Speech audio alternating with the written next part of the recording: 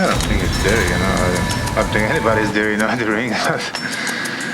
But the thing is, he might lose his focus, in the fight.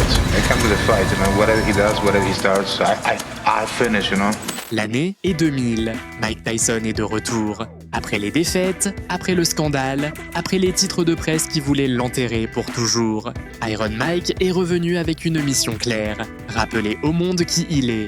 Et le monde de la boxe retient son souffle. Mais cette fois, il y a quelque chose de différent. En face, il n'y a pas un homme ordinaire. Il y a un viking, un guerrier sans règles, un problème sans ce scrupule. Andrew Golota. Le poteau sale, un géant polonais élevé dans les rues de Varsovie. Grand, brutal, avec des victoires sur des noms sérieux et une réputation de faire du mal qui ne connaissait ni limites ni frontières. Là où Tyson est pure destruction, Golota est chaos, violence et une volonté de guerre qui ne connaissait pas le sens du mot peur. Et contrairement aux autres, il n'est pas venu pour survivre, il est venu pour détruire. La question n'était plus de savoir si Tyson gagnerait.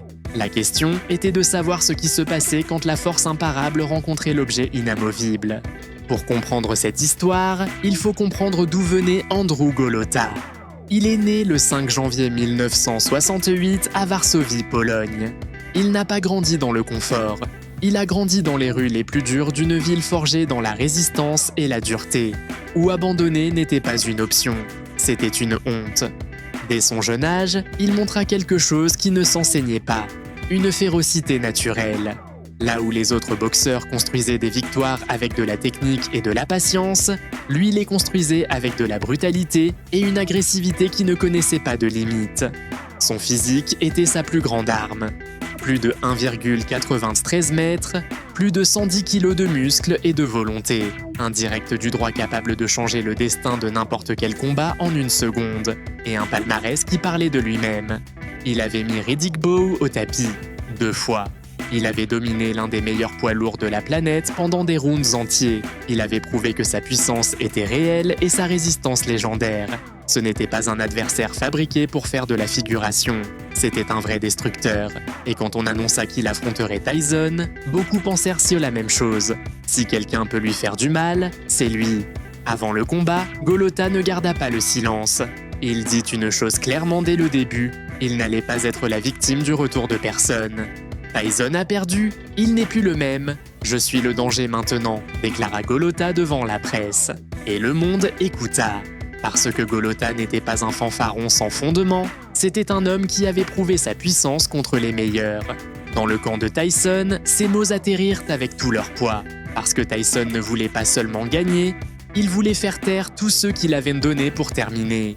La préparation fut brutale, avec l'orgueil blessé de quelqu'un qui sait que le monde l'observe avec des doutes. La nuit du 20 octobre 2000, à Auburn Hills.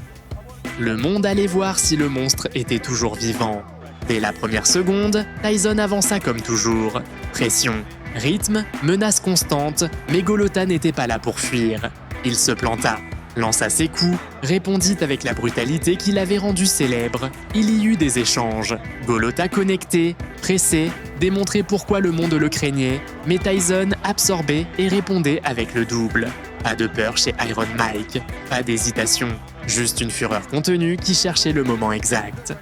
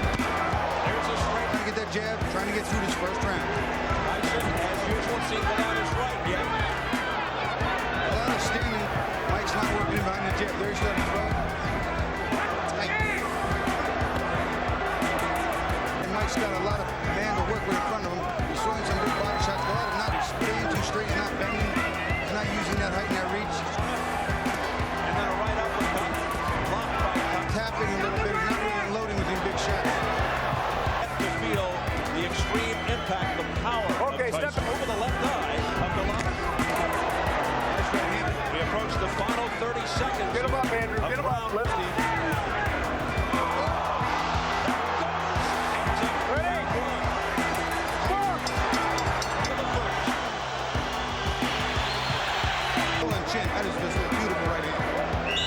Super slow-mo from the other side. Oh! the shockwaves. Comes into him, bends. Beautiful little lead him. Turn that shoulder in. No problem. That's an overhand right. Watch his overhand right. Au deuxième round, Tyson haussa le niveau. Plus de pression, plus de précision, plus de violence. Chaque entrée était plus explosive, chaque coup au corps plus dévastateur. Golota continuait de répondre, continuait d'être dangereux, mais quelque chose avait changé. Ses réponses arrivaient plus tard. Son agressivité perdait la clarté qu'elle avait eue au début. Tyson ne lui laissait plus d'espace, plus de temps, plus de respiration. Crochets au corps, uppercut court, des coups qui ne cherchaient pas le spectacle, il cherchait à le briser. Et à la fin du round, Golota retourna dans son coin.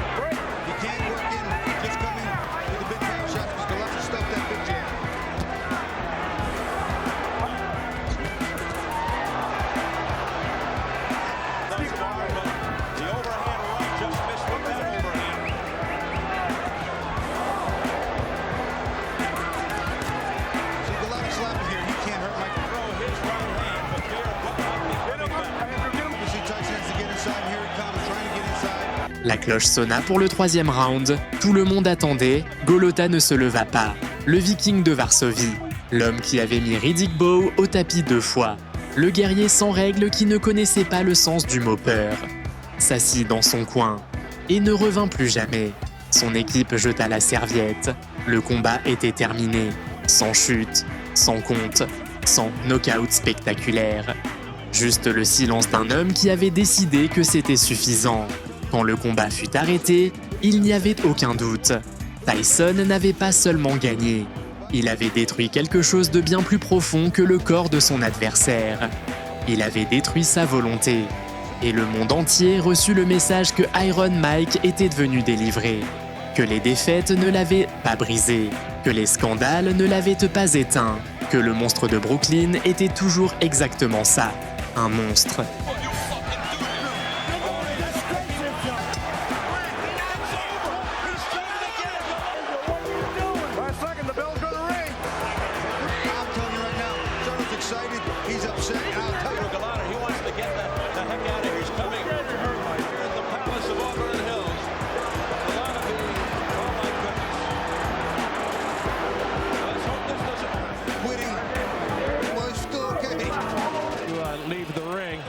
We're going to go back into the locker room. Just stops the contest. The winner by way of technical.